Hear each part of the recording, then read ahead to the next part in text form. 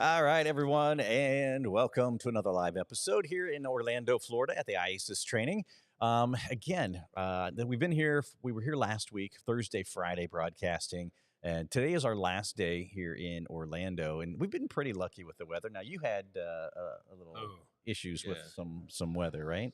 Yeah, I think they closed the airport on Saturday for a couple of hours because of a heavy rainstorm. Really? And then once they cut everybody loose, big Yeah. line, air traffic control, no gates, all the bags are there. So a little bit of a disaster.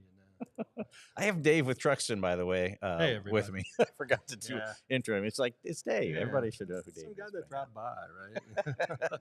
he can't get a flight out, so I'm stuck here looking for things to do. Right? Now you're actually setting up here end of today, right? And you're going to be here. Truxton will be here for Tuesday, Wednesday, Thursday, or do you guys here That's Friday as well? I think it's just Tuesday, Wednesday, and Thursday, I Okay. believe. So, Okay. what we're here for two reasons. One is we're putting on a class, a No, that's training right. class this Yeah. week, and then we'll do our usual exhibit setup here.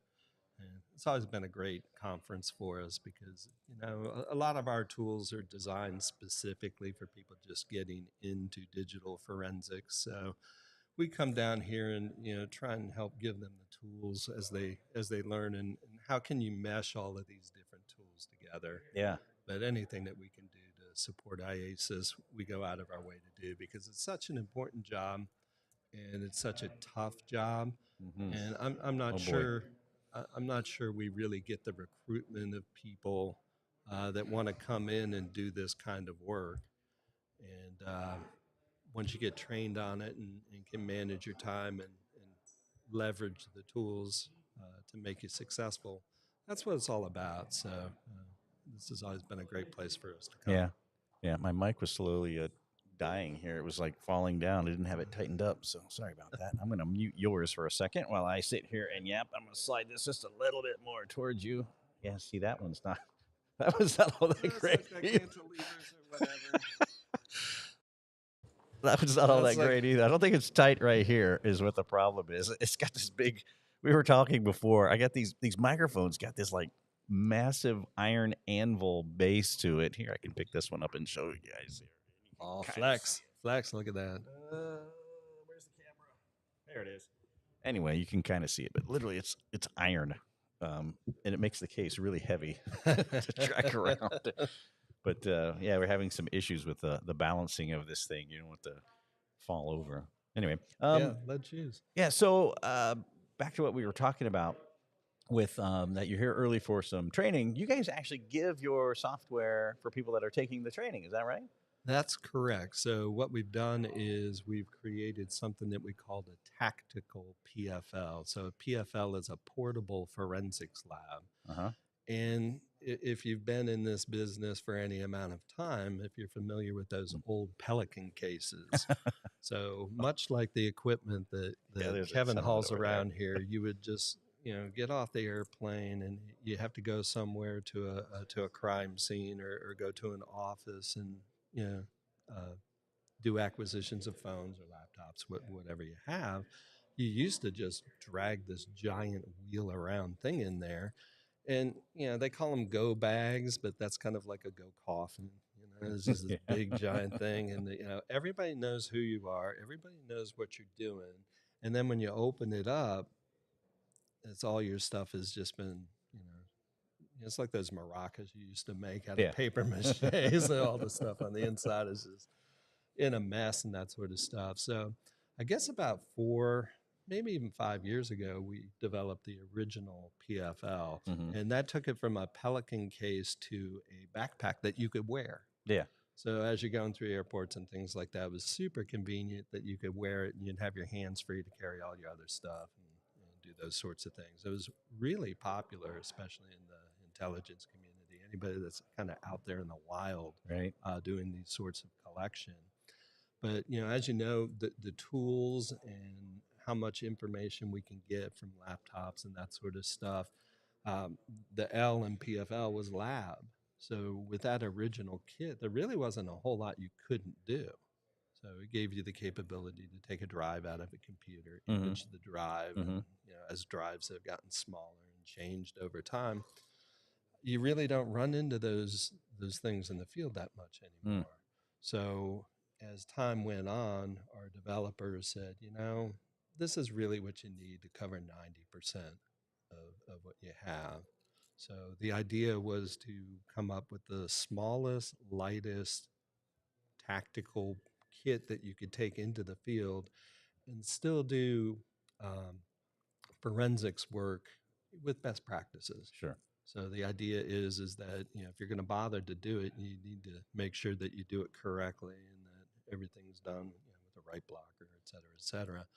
And so what we did is over the past year, we've kind of redefined the kit into just this little tactical case. That is a little guy. Yeah, so it's very similar to a drone case. Mm-hmm. And what we've done to keep everything in order is, it has this removable tray in there. So, you got your card readers, you got your right blocker, comes with a couple of Samsung T7 drives for your collection. Ooh, nice. So just kind of everything that you need.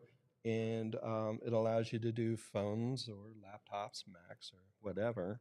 And then the idea is this is an agnostic kit. Mm-hmm. So in the back, you would put your own tablet, your own laptop, or you can buy this with a Dell.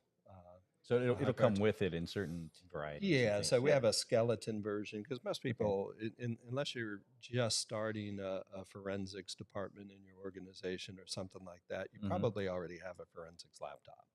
Yeah. So if you have that, then we'll gladly give you a kit that we call a skeleton kit that doesn't include that. So part of the thing about a kit is not just these hardware tools, it's software tools. So when I go out in the field with this kit, I need to do phones, drones, automobiles, whatever. Right. So I need to have the software tools that would allow me to do acquisitions from that. Mm-hmm. So not only a hardware collection, but also software collection. So this week we're working with ADF. So we're using DEI Pro, which does PCs, Macs, SD cards, and it also does Androids and iPhones. Oh, so in one kit, you basically get all of your media acquisition tools. The other software that comes with every kit is Truxton. Mm-hmm. So Truxton is kind of like an agnostic automated platform. So it's a big funnel. Mm-hmm. So what you do is you take your Celebrate, your ADF, your XRY, whatever tools, Data Pilot, and you take the results from those tools and you put them into the Truxton funnel. Mm-hmm. So the first thing you have is that funnel. Then once it gets into the funnel, we go into our conveyor belt. So it's a ELT or an exploitation layer. I call it the I Love Lucy conveyor belt.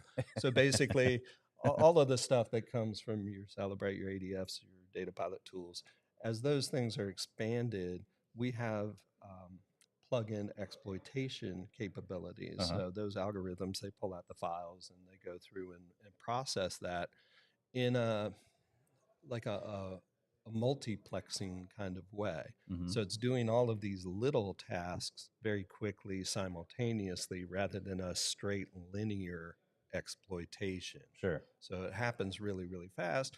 And then the last thing that happens with Truxton is, if you're as old as I am, and maybe you are, but the old Batman and Robin show, they go down the Batcave and they got that big styrofoam cardboard box thing with the blinking lights. And at the end, it's like a card comes out, right? Yeah, right. And that's really what Truxton allows you to do. So I'm going to aggregate all the results from these different tools. It's going to go through the exploitation. And the key part of that exploitation is that it's going in there and, let's say it runs across a PDF or a Word doc. So rather than somebody having to read that or do OCR, we go one level deeper where we're kind of discovering artifacts or entities. So imagine a 500-page document, and I'm looking for a specific phrase or a specific, like a credit card number or social security number, passport number. Our algorithms will go through and they'll identify those and they will automatically tag them.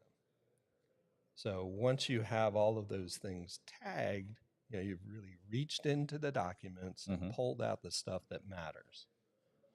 Now that you have those, you tag them by category. And now that you have multiple phones or cars or laptops in there, we correlate them. So if I find, say, a USB serial number, okay, I imaged a USB drive by itself, and then I also know that this laptop had that USB inserted and removed into it.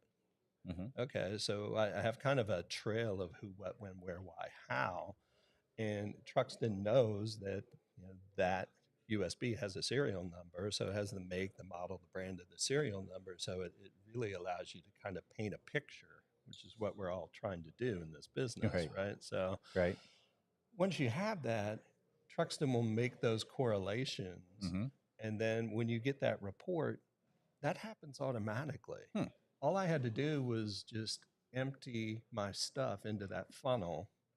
And then at the end of that process, I'm going to get a set of reports. And those reports of here's all the artifacts. Here's all the artifacts that appeared in more than one piece of media. Hey, it was on that phone. It was also on that laptop. Yeah, it makes life a little bit easier, a lot quicker too than than hand trying to put all that nonsense together. Well, for sure.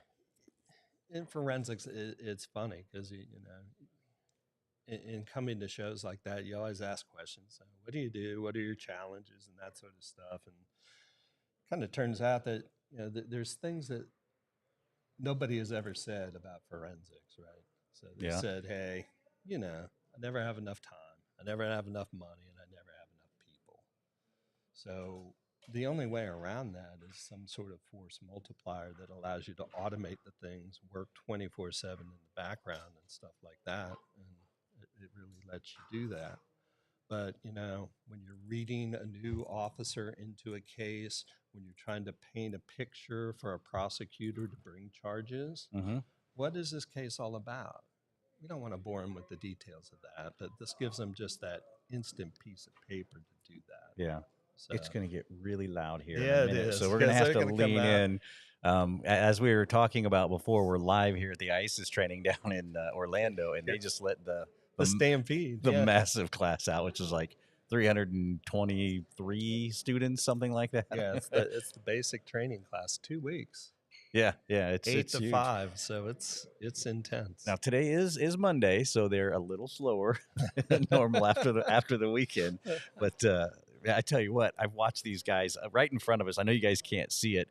I don't think I have my NDI camera set up where I can pan, but there's like these massive coffee vat tubs, like that looks like a beer distillery. Yeah. They're huge over there. And I've watched the staff here fill these up probably at least 20 times this morning. The line for the coffee. I haven't seen it. Thursday and Friday, it wasn't so bad. This week, Monday, man, it's really long. Everybody's hurting from the weekend just a little bit, which is kind of funny. Haven't seen the IVs yet. No one's toting around their IV bag. Yeah, which is kind of funny. But no, it's definitely a little bit more mild. But if you're doing forensics in the field, I mean, this is the way to go. Really, I mean, look at that. That's nice. 10, 12 pounds with a laptop in it. Yeah, it's very, very popular, and since we reduced the size, and again, being agnostic, Dave, I already have a laptop. Great, put your laptop in there. Yeah, and you can mix and match some of the softwares where you were saying too in there as well. If we're an ADF shop, if we're a Celebrate shop, whatever that you have in there, you're going to put that in there. The one software that you do have to have that comes with it is, of course, Truxton. Yeah, I mean, you got to bring everything together to get your final results, right? Okay, well, that's very cool. Yeah, that's very cool. So if someone wants to inquire about Truxton, where do they go? TruxtonForensics.com. There you go. Simple, easy, TruxtonForensics.com. I'll put some show notes down and list those out. Awesome. The web URL for that. If you guys are interested in this PFL or taking a look at it, this is Dave. Yep. Dave's at every show. And for those of you who didn't know, when we make a joke and we say that Megan's dad, that's Dave.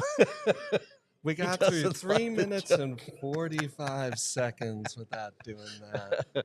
That's you, a full 17 minutes we've been on. you work in an industry for 5 or 7 years. You go to every show. You meet everybody. You Right. make friends. And okay. Yep. And then everybody knows him now as yeah, Megan's it's dad. Megan's dad.